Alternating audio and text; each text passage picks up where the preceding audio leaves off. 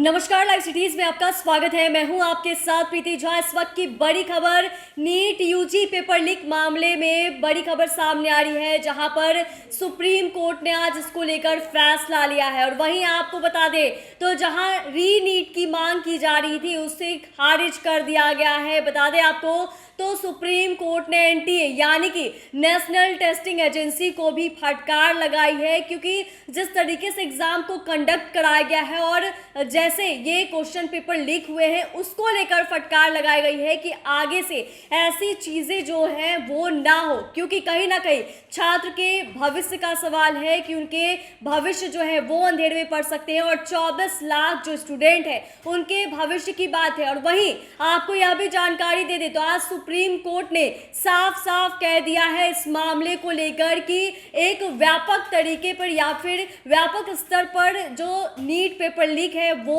नहीं हुआ है। कुछ राज्य है जहां हजारीबाग की बात की जा रही है जो झारखंड में पड़ता है, और वहीं बिहार की बात की जा रही है। तो ऐसे में आप समझ रहे हैं कि सुप्रीम कोर्ट ने दूसरी तरफ यह भी कह दिया है कि रीनीट यानी कि दोबारा से इस एग्जाम को नहीं लिया जाएगा, क्योंकि कुछ ही जगह है, कुछ ही राज्य है जहां पर ये पेपर जो है वो लीक हुआ है और कई सारी गड़बड़ियां जो है वो भी हुई है। और इतना ही नहीं, एनटीए यानी कि नेशनल टेस्टिंग एजेंसी को भी फटकार लगाई गई है। देखिए, छात्रों के बेहतरी के लिए बर्दाश्त नहीं किया जाएगा, सीजीआई ने कहा है इसको लेकर। और वहीं आपको विशेष जानकारी दे दें इस मामले को लेकर तो पेपर लीक, गलत प्रश्न और विकल्प के लिए भी आलोचना जो है वो आज सुप्रीम कोर्ट में किया गया है। इसके बारे में यह भी आपको दे दे तो एनटीए की ढुलमुल नीति की सुप्रीम कोर्ट ने आलोचना की है। देखिए, ऐसे फटकार लगाया गया है सुप्रीम कोर्ट की तरफ से एनटीए को, ये तमाम चीज़ें जो है वो कही जा रही है। तो आप समझ रहे हैं कि नीट पेपर लीक का जो मामला है कितना तुल पकड़ता हुआ नजर आ रहा था, और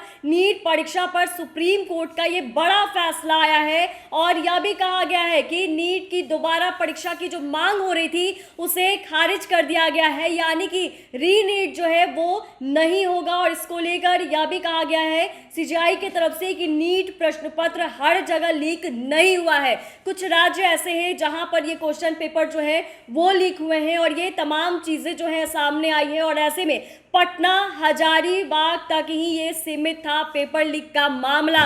तो देखिए, राज्य जो है वो भी सामने आ गए, कहां से क्वेश्चन पेपर जो है वो आउट हुए थे। और कहीं ना कहीं एनटीए को भी फटकार लगाते हुए कहा गया है कि एनटीए की प्रक्रियाओं में सभी कमियों को उजागर जो है वो किया गया है, और उन्हीं की जो कमी है वो सामने आई है। ये तमाम चीज़ें कही गई है और छात्रों की बेहतरी के लिए सभी कमियां जो हैं उसे खत्म करने की बात कही गई है। और ये भी कहते हुए नजर आ रहे हैं कि छात्रों की बेहतरी के लिए ये बर्दाश्त जो है वो नहीं किया जाएगा। तो ये तमाम बातें आज सुप्रीम कोर्ट में हुई है नीट क्वेश्चन पेपर लीक मामले को लेकर।